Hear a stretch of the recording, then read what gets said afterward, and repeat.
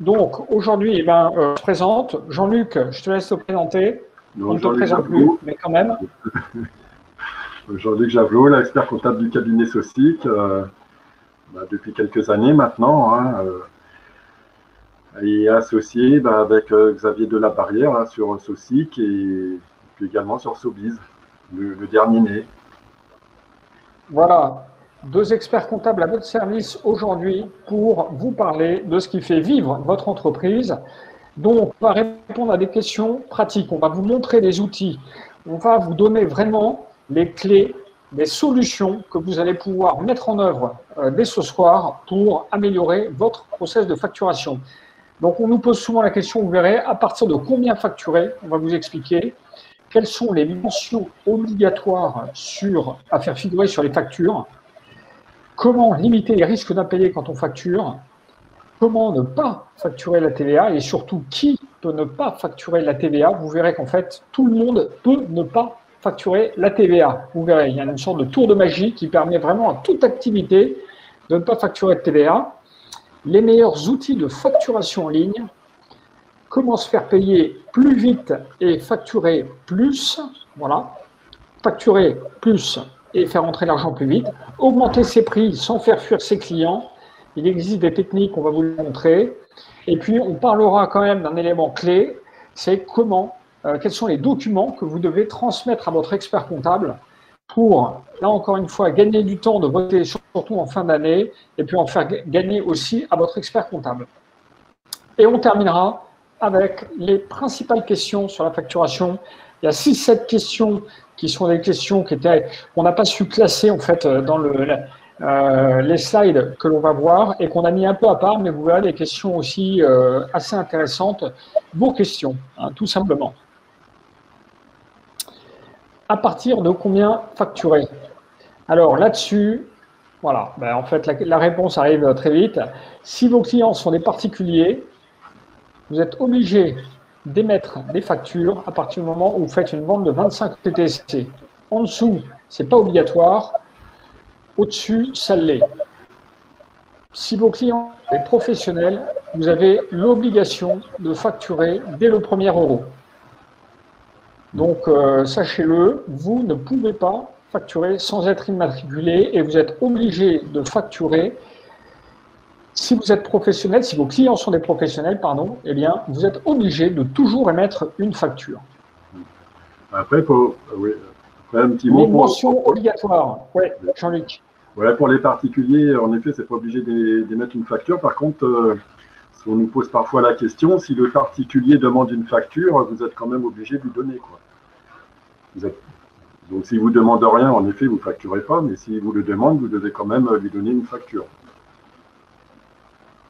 Tout à fait. Alors, les mentions obligatoires, Jean-Luc, je te laisse en parler. Sur les mentions obligatoires, sur les factures, alors c'est un grand sujet. C'est un sujet important parce que si certaines mentions ne sont pas portées sur les factures, il y a des pénalités assez lourdes et des sanctions. En fait, c'est pour éviter le travail au noir, donc c'est très réglementé. Donc on va voir la liste, sachant que c'est une liste assez générale et que dans certains cas particuliers, ça peut être un peu différent. Et donc on va voir déjà ce qu'il faut au minimum indiquer sur vos factures. Bon, alors dans un premier temps, il faut indiquer votre identité ou celle de votre entreprise. En général, on met le nom de la société, l'adresse du siège social, le numéro SIRET. Donc c'est le minimum à mettre, donc l'identité et l'entreprise. Il faut rappeler l'identité de votre client, donc le nom de la société, son adresse, sachant qu'il y a des exceptions. Bien sûr, par exemple, si vous avez un restaurant, vous faites une facture au client, vous n'allez pas mettre toutes les coordonnées du client, donc c'est ce que je vous disais, il peut y avoir certaines exceptions. Généralement, il faut mettre l'identité du client, le numéro de la facture. Alors, le numéro de la facture, c'est un grand sujet. Ce qui est important, c'est que les numéros doivent se suivre. C'est-à-dire, il ne doit pas y avoir de coupure. Donc, si vous devez supprimer une facture, parce qu'en fait, la prestation a été annulée ou la marchandise a été rendue. Donc vous êtes obligé en fait de faire un avoir et de faire une nouvelle facture avec à chaque fois des numéros qui se suivent.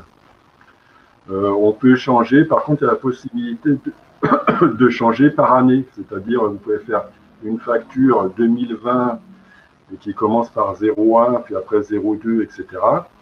L'année suivante, en 2021, vous pouvez faire repartir à 0, 2021, 01, 02, etc. Par contre, on ne peut pas le faire ça par mois, c'est-à-dire vous ne pouvez pas faire 2020, la facture de mai, 2020, 05, 01, et puis après au mois de juin, faire 2020 ou 2021, 06, 01. La gestion de la numérotation, elle se fait par année et pas par mois. Voilà, donc la numérotation de la facture, la date d'émission de la facture, qui correspond généralement à la date de la prestation ou la date où la vente a eu lieu. Sachant que en fait, vous devez émettre assez rapidement la facture, une fois que vous avez rendu le service, ou livrer le bien. En général, il y a un mois, il est admis qu'il y a un mois de délai, mais vous ne pouvez pas attendre 6 mois pour établir votre facture. C'est pas légal. Normalement, ça doit être dans les jours qui suivent. Les éléments ensuite à indiquer également le produit ou la prestation. Bon, ça va de soi. Hein. Vous indiquez sur votre facture ce que vous avez fait comme prestation, ce que vous avez livré comme produit, la quantité, le prix unitaire, le montant total hors taxe, les frais accessoires qui doivent apparaître séparément sur la facture, les réductions de prix, rabais, remises, ristournes. Bon, ça, il n'y a pas de difficulté particulière. En général, tout le monde le met. Hein. Les autres éléments, alors le taux de TVA applicable, ça c'est très important parce qu'en fait, c'est cette TVA-là qui pourra être récupérée par le client. Donc, pour que le client puisse récupérer la TVA, en fait, il faut l'indiquer sur la facture. Et il faut faire aussi attention de votre côté, c'est que si vous mettez de la TVA sur la facture, vous êtes obligé de la reverser à l'État. Donc, si vous faites une prestation, éventuellement, si vous êtes, par exemple, en franchise de TVA, vous êtes exonéré de TVA et que le client vous dit ressortez-moi la TVA, normalement, vous ne pouvez pas le faire puisque vous êtes exonéré de TVA. Si à tout hasard, vous ressortez la TVA pour faire plaisir à votre client, attention, la TVA, vous devrez la reverser à l'État. Donc, indiquez la TVA, indiquez votre numéro d'identification à la TVA, donc ça c'est le numéro Intracom. Et si votre client auto-liquide la TVA, son numéro d'identification individuelle. Alors, l'auto-liquidation, c'est quoi? C'est que normalement, quand vous facturez un service ou une vente, vous facturez de la TVA. Dans certains cas, il est possible de ne pas facturer la TVA. Et c'est votre client, en fait, qui va la liquider. C'est lui qui va la payer. Ça s'applique notamment pour les opérations intracommunautaires et ça s'applique depuis quelques années pour les sous-traitances en bâtiment. Donc, vous facturez sans TVA, mais par contre, il faut mettre le numéro d'identification de votre client sur la facture. Donc, c'est des cas un peu particuliers. Alors, tu veux rajouter autre chose, Xavier ? Non. Simplement le numéro d'identification individuelle de TVA. C'est vrai que ça ne sert que si vous avez des clients à l'étranger. Sinon, c'est une obligation, mais qui sert absolument à rien. Donc, très honnêtement, que vous le mettiez ou que vous le mettiez pas, ça ne changera pas grand-chose. Comme Jean-Luc vient de le dire, hein, c'est surtout le numéro de TVA de votre client. Si vous ne lui facturez pas de TVA, ça c'est très important. Vous avez absolument besoin de son numéro de TVA pour justifier que vous n'avez pas facturé de TVA. C'est le cas par exemple si vous vendez un service à un client qui est résident en Espagne. Voilà, vous allez lui faire une facture sans TVA. Et dessus, vous devez avoir son numéro de TVA. À lui, le vôtre, le fisc s'en fiche. Mais le sien, le fisc s'y intéresse. Voilà. Après, c'est les éléments relatifs au paiement. Donc, il faut indiquer les conditions de paiement, comment va être réglée la facture. les conditions d'escompte en cas de paiement anticipé. Et depuis quelques années également, on a rajouté les pénalités et l'indemnité forfaitaire. Donc, c'est des mentions obligatoires, c'est-à-dire que si les factures ne sont pas réglées dans les délais, le client va avoir des pénalités. Et il y aura également une indemnité forfaitaire pour frais de recouvrement. Alors, à ce jour, l'indemnité forfaitaire pour frais de recouvrement, elle est de 40 €. Alors, ça s'applique entre professionnels. Ce n'est pas obligatoire si vous facturez un particulier. Alors, c'est des mentions, parfois on n'y pense pas toujours, mais le fait de ne pas les mettre, en fait, ça encourt en fait à des pénalités administratives, quoi. Donc, c'est bien important de les mettre.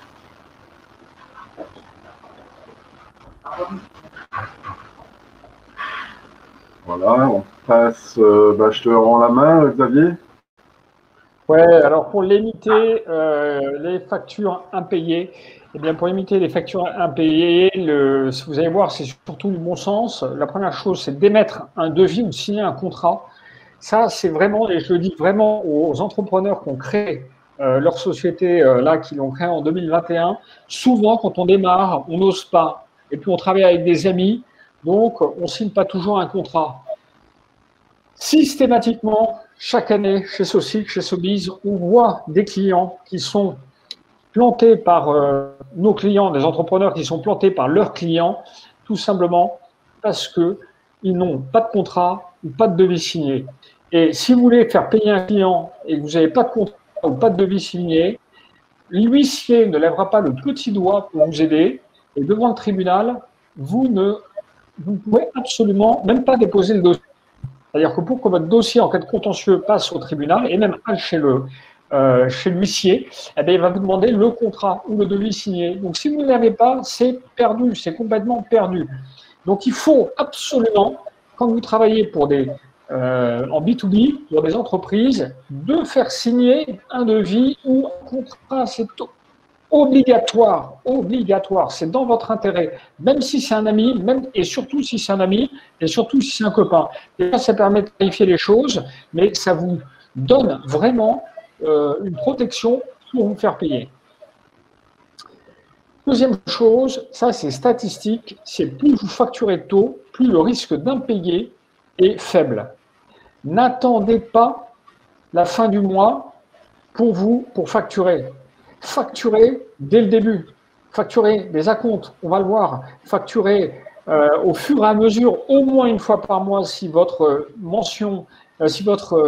contrat s'échelonne sur plusieurs mois, mais facturer au début, facturer au milieu, facturer à la fin. N'attendez pas la fin du mois pour un contrat que vous avez fait dans l'année, que dans le mois, n'attendez pas la fin du mois pour facturer. Facturez tout de suite. Oui. Facturer des acomptes dès le début, obligatoire aussi. Ne travaillez pas à découvert. Il n'y a rien de pire que de perdre la totalité de du travail qu'on a effectué parce que le client n'est pas content, parce qu'il n'est pas de bonne foi. Au moins, si vous avez facturé un acompte, au moins 30% la commande. Alors, ça dépend, évidemment, l'acompte, ça va dépendre de votre activité, mais il faut que l'acompte, il couvre donc, si vous vendez à des particuliers, si vous vendez du matériel, faites-vous votre calcul. Il faut que l'acompte vous couvre votre prix d'achat ou le salaire du collaborateur qui va travailler dessus. Voilà. Il faut que vous ne soyez pas, entre guillemets, à découvert, c'est-à-dire que vous preniez le risque de ne pas du tout être payé. Donc, facturer les acomptes. Alors, ensuite, comment ne pas facturer la TVA ? Alors, comment ne pas facturer la TVA? Ça, vous allez voir, là, on va vous montrer des choses que peu de gens connaissent, mais qui sont des choses, Jean-Luc en parlait tout à l'heure, le système de la franchise en base de TVA. Donc, le système de la franchise en base de TVA, ça concerne les entreprises, quelle que soit leur forme. Quelle que soit leur forme, c'est-à-dire les micro-entreprises, les EIRL, les EURL, les SAS, les SARL, et même les SCI qui sont soumises à la TVA. N'importe quelle entreprise peut bénéficier de la franchise en base de TVA, c'est-à-dire ne pas facturer de TVA du tout à ses clients. Donc ça, c'est vraiment intéressant. si vos clients sont des particuliers. Pourquoi? Parce que le particulier, il paye TTC et que vous allez devoir reverser la TVA à l'État. Donc, il vous restera peut-être 20%, 10% ou 5% en moins de ce que vous lui aurez facturé.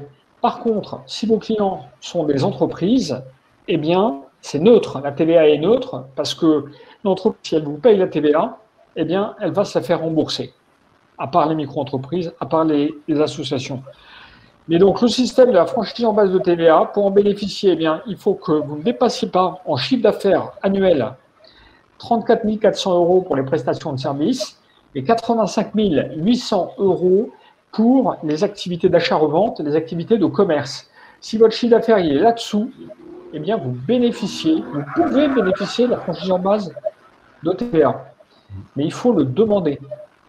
Alors, il faut le demander dès la création de l'entreprise la première année, si vous êtes dans ce cas-là. Et sinon, vous pouvez faire la demande, mais vous pouvez la faire pour 2 ans.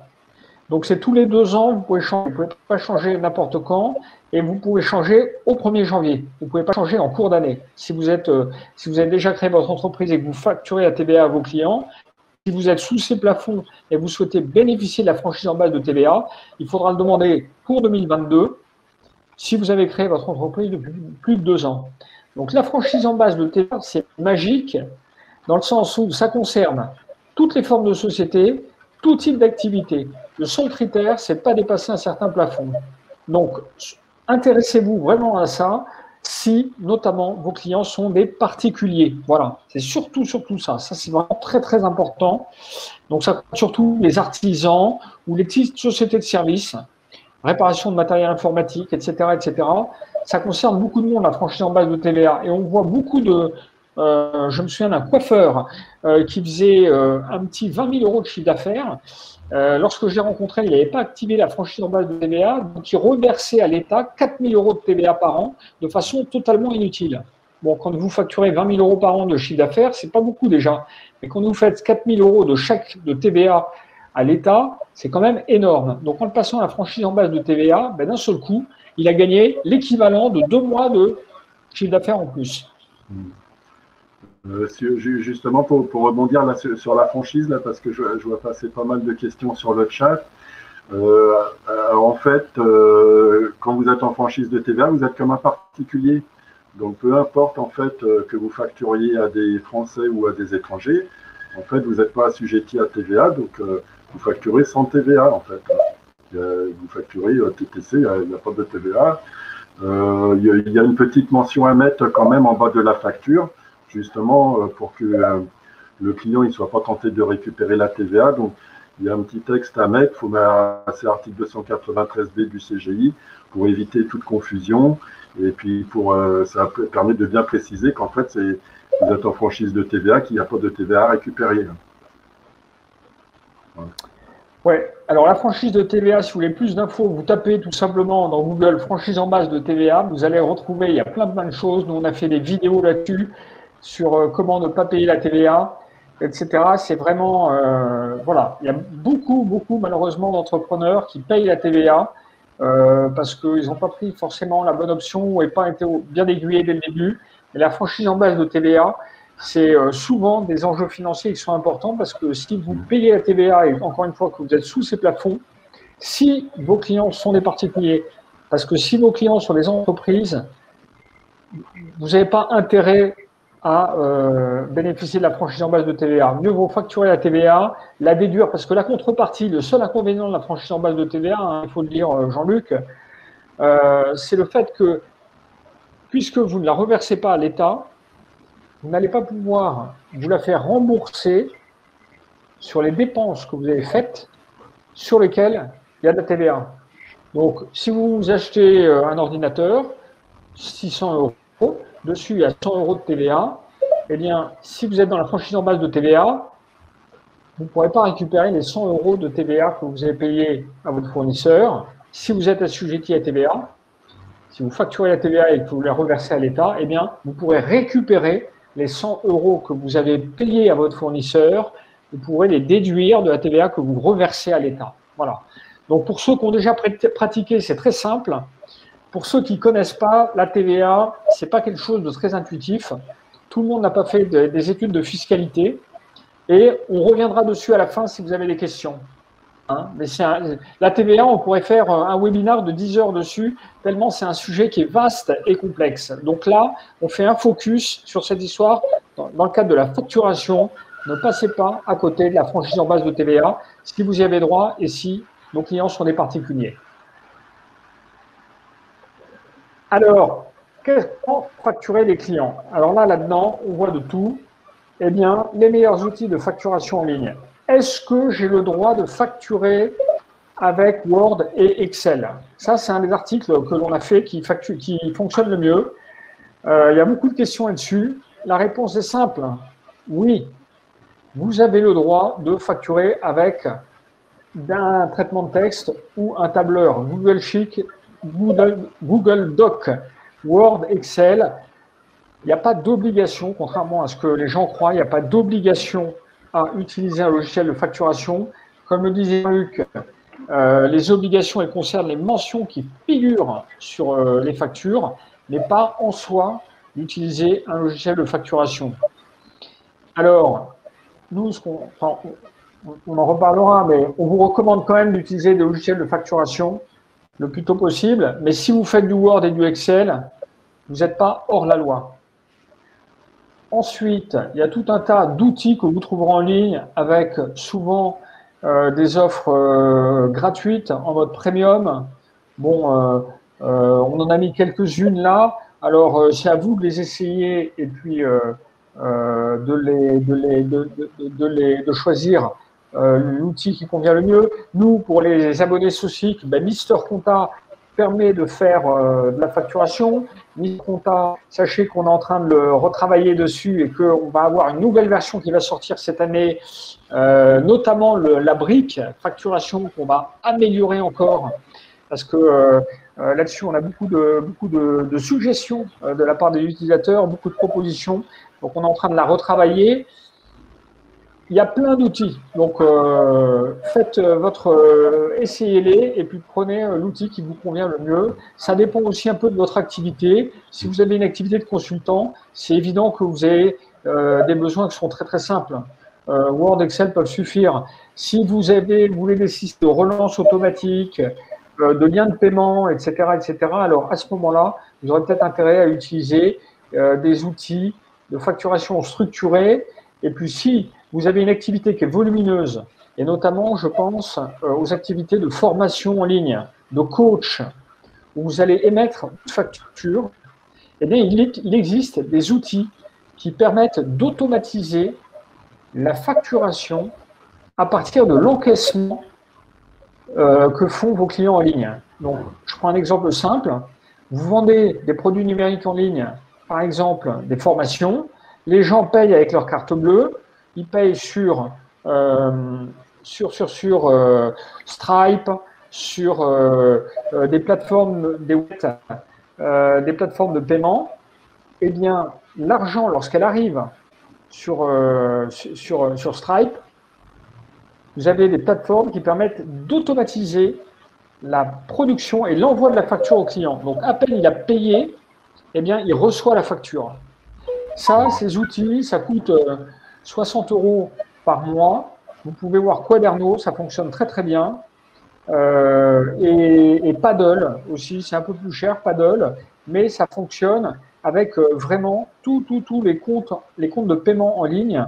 Et ça fait gagner énormément de temps parce que le sujet de la facturation est totalement automatisé pour une poignée d'euros et totalement légal. Donc, si vous avez des volumes de factures à traiter, c'est peut-être pour vous une solution qui vous fera gagner énormément de temps s'il y a de la demande de la part de vos clients. Après, ce qui peut être aussi pratique, c'est pour les artisans ou les personnes qui font des interventions chez leurs clients à domicile, c'est d'avoir un petit facturier, c'est un petit facturier manuscrit. Ça permet de rédiger tout de suite la facture et vous faites payer tout de suite, quoi. Plutôt que de rentrer chez vous, faire la facture sur un logiciel. Déjà, vous n'allez pas avoir le temps, vous allez le faire le week-end. le client, le temps qu'il la reçoive sur son mail, qu'il la traite, etc., ça va faire perdre du temps, pareil dans le règlement. Là, vous arrivez avec votre facturier manuscrit, c'est peut-être un peu archaïque, mais ça permet du coup d'être réglé immédiatement quoi, pour ces activités-là. Ça peut être assez pratique. Tout à fait. Très bonne remarque. Tant que Internet est du 100% rapide, eh bien le papier résiste bien, sachez-le, le papier résiste bien, notamment pour les émissions de factures. C'est Exaconta, par exemple, qui est le producteur de cahiers de facturation. Eh bien, c'est une ligne business chez eux qui rapporte énormément d'argent. Donc, c'est la preuve que c'est encore beaucoup utilisé par les artisans. Donc, sachez qu'avec Stripe et PayPal, vous pouvez aussi manuellement, à partir de l'encaissement de votre facture, du règlement, eh bien, émettre une facture manuellement pour chaque règlement. Alors, ce travail manuel, il prend du temps. Jean-Luc, souvent, c'est du temps que les gens passent le week-end. Donc, pour l'éviter, allez chez Quaderno, allez chez Paddle. Alors, comment se faire payer plus vite? On vient de voir comment facturer plus vite. Maintenant, comment se faire payer plus vite? On l'a dit, bon de commande. Dans le bon de commande, on précise les dates de règlement, idem dans les devis. Et puis surtout, pensez à envoyer un RIB à vos clients. On en voit encore qui envoient des factures sans envoyer le RIB. Le meilleur moyen pour vous faire payer vite, c'est que vos clients aient plusieurs moyens de paiement. Pensez à... Alors, donc il y a le RIB, vous pouvez aussi envoyer des liens de paiement. Plus vous allez envoyer de solutions de paiement, plus vos clients vont payer vite. La plupart des gens n'aiment pas avoir des dettes. Pourquoi est-ce qu'ils ne payent pas tout de suite? Parce qu'il faut qu'ils sortent le chéquier, il faut qu'ils fassent le virement, des choses compliquées. Si vous leur proposez une expérience de paiement qui permet de payer vite, eh bien, la plupart des gens paieront tout de suite. Donc, c'est à vous de leur proposer un moyen de paiement qui correspond, qui leur simplifie la vie. Donc, voilà, le plus simple, c'est d'envoyer votre facture par mail et sous la facture ou dans la facture ou dans l'email, de mettre un lien de paiement. Ils cliquent dessus, ils sortent leur carte bleue, ils vous payent tout de suite. Et l'argent arrive chez PayPal, chez Stripe, chez Lydia.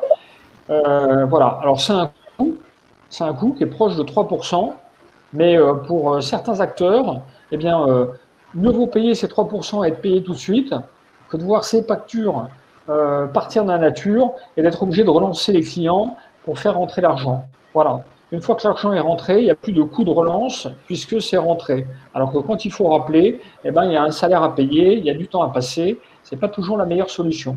Donc, pour se faire payer le plus vite possible, c'est proposer le maximum de systèmes de règlement.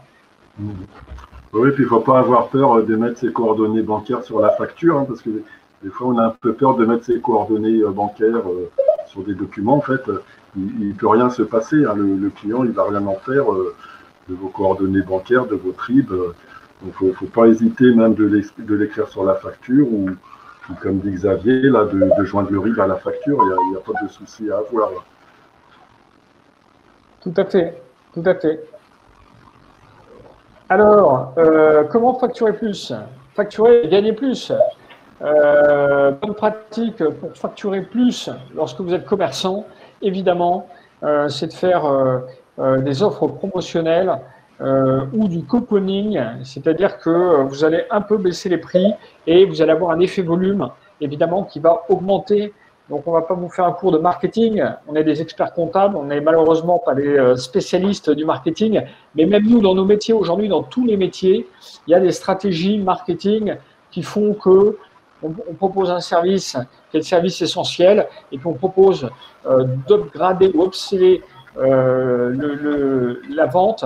Voilà, faire de l'upsell, c'est-à-dire de proposer des compléments de services qui vont venir enrichir l'offre et qui vont répondre aux besoins de l'entrepreneur. Souvent, il suffit de lui proposer.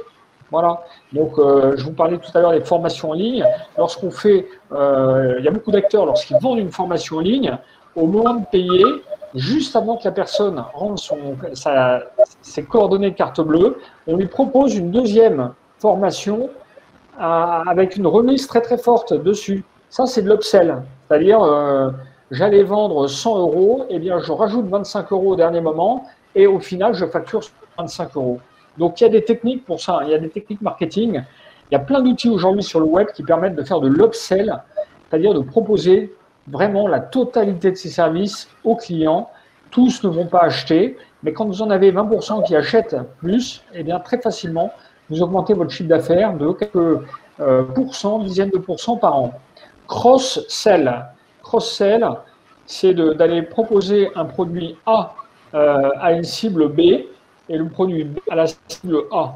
Donc, quand quelqu'un est venu acheter un produit A chez vous pour une cible A, eh bien, le tout, c'est de lui faire connaître tout ce que vous proposez pour lui proposer eh bien, les autres produits, les autres services, cross-selling, croiser les fichiers, croiser les ventes pour vendre plus. Voilà. Donc ça, c'est faire plus de volume. Bien évidemment, tout ce qui est parrainage, ça marche très très fort. Ça aussi, ça demande un peu de techniques marketing. Mais toutes ces techniques-là, si vous les mettez en œuvre, vous verrez que sans effort supplémentaire, eh bien, vous vendrez plus. Ce qui est difficile dans tous les métiers, c'est de trouver les nouveaux clients. Ce qui est beaucoup plus facile, c'est de vendre plus à votre base de clients aujourd'hui. Ne vous épuisez pas à chercher de nouveaux clients. Faites tout déjà pour vendre le maximum aux clients que vous avez aujourd'hui. Voilà. C'est très difficile et très coûteux de trouver des nouveaux clients. Donc, lorsque vous avez une base client, faites en sorte de lui vendre déjà, de bien la faire vivre. Voilà, de comprendre son besoin et d'essayer de répondre au maximum à son besoin. Alors, après, il y a un vrai sujet, notamment concernant les prestataires de services, qui concerne les prix. Nous, ce qu'on voit en tant qu'expert comptable, et Jean-Luc pourra en parler aussi, c'est que souvent on voit des gens qui maîtrisent parfaitement un métier, qui sont honnêtes, qui travaillent comme des fous, qui sont passionnés et qui ne gagnent pas d'argent. Pourquoi? Parce que souvent, ils n'osent pas facturer. Ils sont mal à l'aise pour tout un tas de raisons avec l'argent. Chacun a son histoire personnelle, rapport à l'argent. Et ils ont du mal à se vendre, ils ont du mal à facturer, et notamment, ils ont du mal à augmenter leur prix. Ça, c'est vraiment dommage. Souvent, pourquoi? Parce que dès le début, ils ne sont pas clairs sur le début du service qu'ils vendent et la fin du service. Donc, ça va dire, ça y est, maintenant, j'ai terminé. Le service qu'on avait prévu de produire a été produit, ou le produit qu'on avait prévu de vous livrer a été livré, maintenant, il faut payer. Alors, dans les services, parfois, c'est difficile de s'arrêter. C'est difficile de dire stop, là, on a la limite. Sauf si la limite, elle est bien déterminée dès le début. D'où l'importance de faire des contrats, d'où l'importance d'avoir des devis qui définissent ce que vous allez livrer.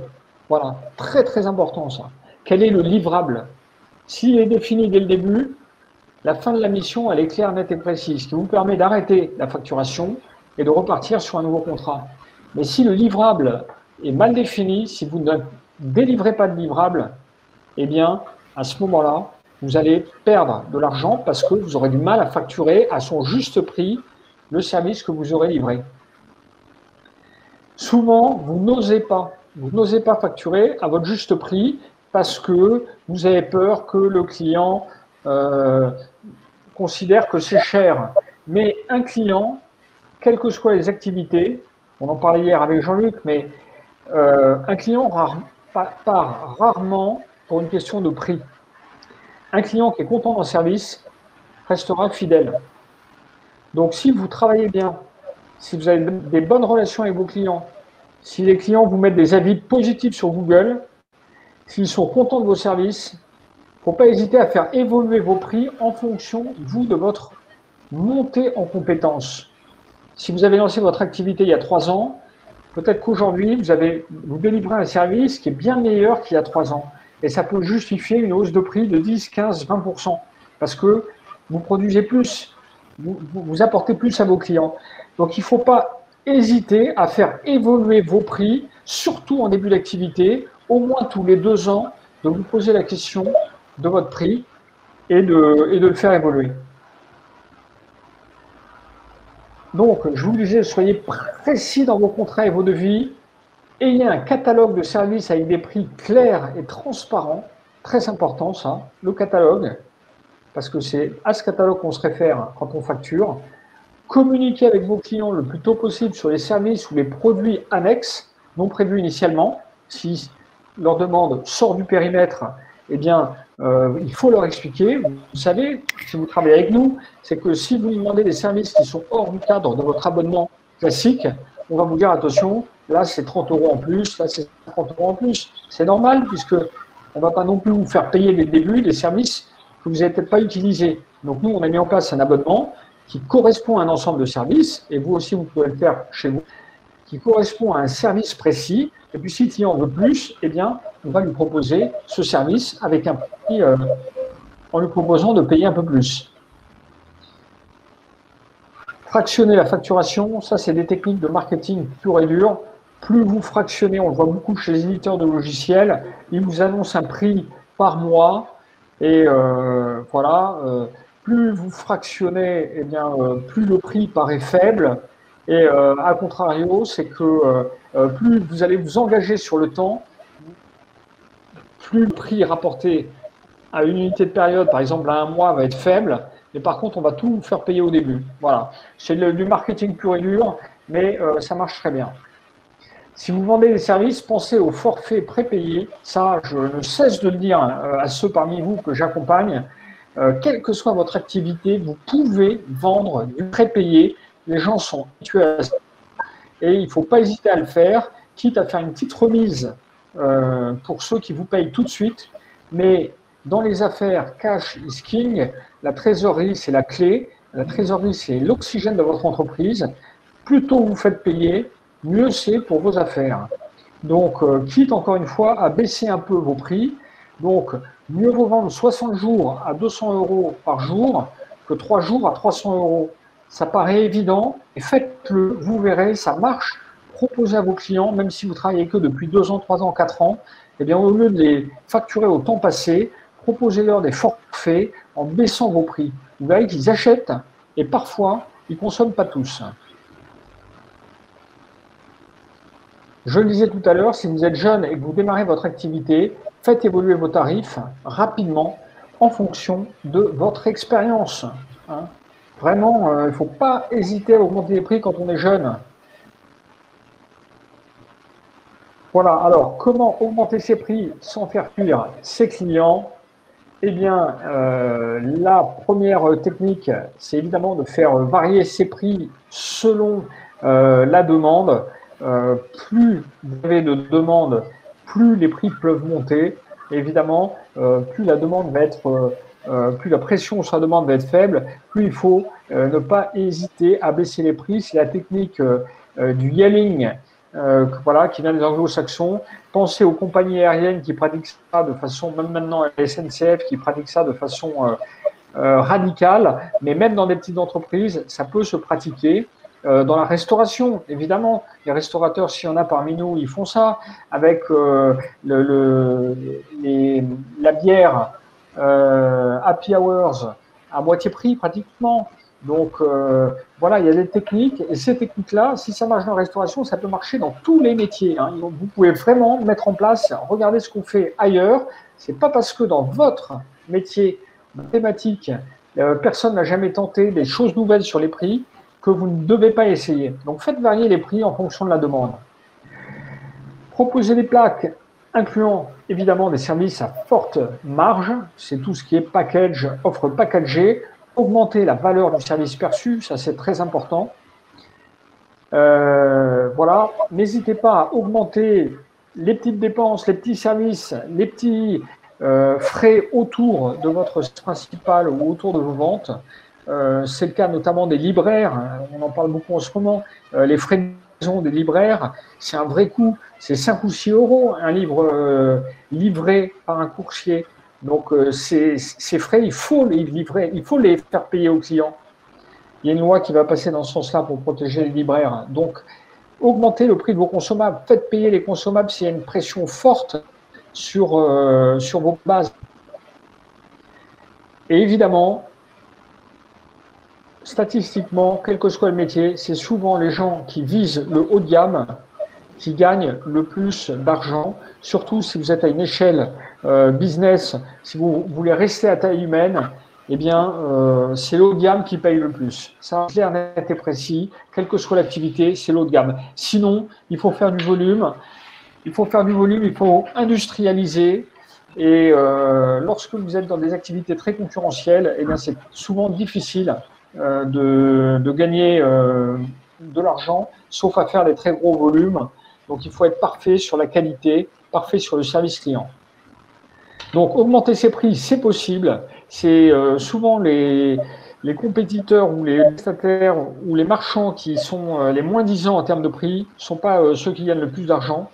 Il faut être capable de défendre son prix et il faut avoir une réflexion. Chaque année, vous devez vous poser des questions sur votre stratégie de prix, quelle que soit votre activité. Même si vous êtes boulanger, il y a des stratégies de prix à avoir. Moi, quand je vais chez mon boulanger, le pain au chocolat, il est à 1,80 € et la petite tartelette à la pomme, elle est à 6 €. Bon, allez comprendre pourquoi. Parce que sur le pain au chocolat, la concurrence, elle est féroce. Par contre, sur la tartelette à la pomme, les 6 €, évidemment, c'est beaucoup moins évident. Donc, il faut avoir ces stratégies-là, il faut observer ce qui se passe à gauche et à droite et les appliquer dans votre business. On termine avec la partie document expert comptable. Jean-Luc, alors en fin d'année, qu'est-ce qu'un entrepreneur doit te transmettre pour que tu fasses le bilan? Alors, justement, donc la facturation, c'est un élément vraiment important parce que ça peut impacter fortement le résultat de l'entreprise. Alors, ça va l'impacter, là je vais tout déplier, ça va l'impacter pour plusieurs raisons. Déjà, si vous avez émis des factures et que les factures risquent de ne pas être payées. Donc, dans ces cas-là, en fait, vous pouvez provisionner, c'est-à-dire vous pouvez déduire le risque que la facture ne soit pas payée et ça va venir en moins de votre résultat. Donc, c'est important, en fait, en fin d'année, d'avoir la liste des factures qui ne sont pas payées et d'indiquer à l'expert comptable le risque d'impayé qu'il peut y avoir, puisque ce risque-là pourra être provisionné et venir en moins du résultat. L'autre point important, en fait, c'est pas parce que vous avez facturé sur l'année que la facturation va rentrer dans le bénéfice de l'exercice. On va regarder si c'est de la prestation de service, notamment si le service a eu bien lieu durant l'année. C'est-à-dire que si vous facturez, par exemple, en décembre 2021 et que la prestation, vous l'avez rendue en janvier 2022, dans le bénéfice, en fait, on ne prendra pas la facture puisque vous n'avez pas rendu le service, en fait.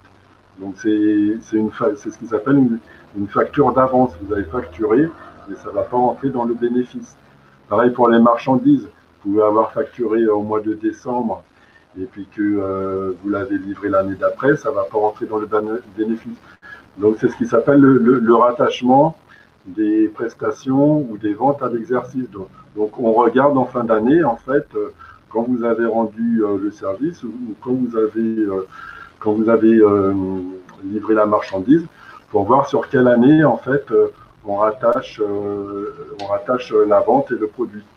Donc, c'est important que l'expert comptable, en fait, soit informé des facturations pour bien rattacher sur le bon exercice le résultat, en fait, la vente. On doit voir quand la vente, effectivement, elle a eu lieu.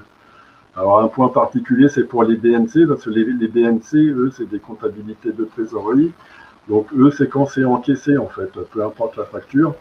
Donc, pour les BNC, s'il y a certains BNC, eux, un moyen de jouer sur le résultat, c'est de décaler des encaissements sur l'année d'après, peu importe, en fait, quand la prestation elle a été rendue. Au pire, ils peuvent avoir fait une prestation au mois de décembre et encaisser l'argent au mois de janvier de l'année d'après. En fait, la recette, elle sera sur le mois de l'année suivante. Mais ça, c'est les cas particuliers, c'est les BNC ou c'est des comptabilités de trésorerie.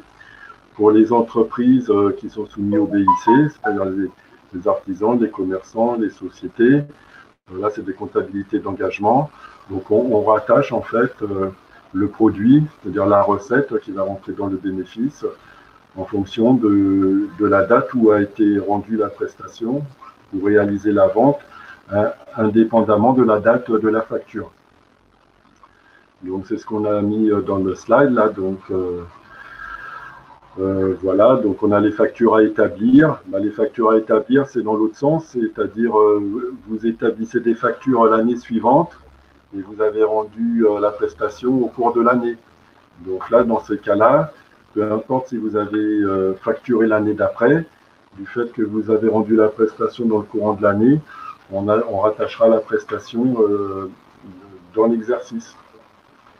Et les produits constatés d'avance, c'est dans l'autre sens, et vous avez facturé au mois de décembre et rendu le service l'année d'après. Donc c'est pour ça que c'est important que l'expert comptable, en fait, il soit informé des facturations pour bien faire le rattachement sur le bon exercice. Tout à fait. Merci Jean-Luc. On termine avec les FAQ. Alors, est-ce que je peux utiliser plusieurs logiciels de facturation? Alors oui, on peut utiliser, par exemple, si vous avez plusieurs sites, donc vous pouvez utiliser plusieurs logiciels de facturation. Comme on l'a dit au tout début, là, ce qui est important, c'est la numérotation. Donc si vous utilisez plusieurs logiciels, il faudra que sur chaque logiciel, il y a une suite des numéros et qu'il n'y a pas de coupure. Est-ce que je dois obligatoirement avoir les CGB sur la facture? Est-ce que je dois mettre des CGB derrière ma facture quand j'envoie une facture? Non, c'est pas obligé, ça peut être sur le contrat, c'est pas obligatoirement sur la facture. D'accord. Est-ce que les numéros de séquence doivent se suivre? On l'a déjà en grande partie traité, ouais. Ça. Ouais. Hein, on en a déjà parlé. Combien de temps dois-je garder mes factures? Ça, c'est une question qui revient souvent. Combien de temps je dois garder une facture? Voilà, alors ça, c'est important, en effet, de conserver les factures. Hein. Alors, en fait, il y a deux règles. Il y a en matière fiscale, il faut conserver les factures pendant 6 ans. Et en matière de code de commerce, c'est 10 ans. Et surtout, si vous avez un litige avec un client, donc vous devez garder, en matière commerciale, c'est 10 ans. Donc, conserver vos factures pendant 10 ans. Super. Est-ce qu'une facture doit obligatoirement être imprimée? Est-ce que je dois l'imprimer avec une imprimante et garder en format papier? Alors les factures, elles peuvent être maintenant numérisées, donc vous pouvez les envoyer par mail. Par contre, c'est quand même recommandé, nous on recommande quand même de les éditer parce qu'on ne sait jamais ce qui peut se passer. Hein. Vous pouvez avoir un problème de sauvegarde ou un problème de perte de données, donc c'est quand même recommandé ou au moins de les sauvegarder en PDF dans un espace sécurisé pour pouvoir les imprimer en cas de besoin. Je ne sais pas si tu es d'accord avec ça, Xavier? Exactement, tout à fait. Ouais, il faut les garder. Et en contrôle fiscal, c'est vous qui devrez les présenter. Donc, c'est pas l'expert comptable qui doit les présenter les factures. Donc, gardez la version papier. Hein, c'est quand même, c'est pas des volumes très importants pour l'instant, sauf si vous avez un système de certification, un système qui certifie les factures. Il y a différentes offres de services sur le marché. Mais malheureusement, il faut aujourd'hui les garder ou les scanner et puis les imprimer le jour du contrôle fiscal. Alors, Facture X, c'est quand et c'est quoi? Facture X, vous allez en entendre de plus en plus parler parce que ça commence à se déployer. Facture X, c'est un format de facture qui ressemble à du PDF. On va appeler ça du PDF enrichi. Si vous avez des factures que vous faites, que vous les imprimez en PDF, d'une certaine façon, vous les enregistrez en PDF, une facture que vous envoyez à vos clients, vous allez considérer que c'est une facture numérique. Facture X, c'est une facture numérique enrichie, c'est-à-dire que dedans, il y a une balise dans laquelle il va y avoir les données, la date, le montant, etc., vont être stockées dans une petite balise qui sera accrochée à votre facture. Ce qui fait que quand vous allez l'envoyer à vos clients, ils vont pouvoir la traiter beaucoup plus rapidement, soit pour vous payer, parce que la banque arrivera à lire la facture automatiquement, soit pour la comptabiliser. On dit souvent que Facture X, c'est le début de la fin pour les comptables. C'est pas totalement faux, c'est-à-dire que c'est la fin des opérations de saisie comptable, tout simplement parce que la machine ira chercher dans la balise les informations pour les mettre dans la comptabilité. Donc, c'est vrai que ça va permettre, il n'y aura plus besoin de l'œil humain pour lire les factures et pour les saisir. Voilà.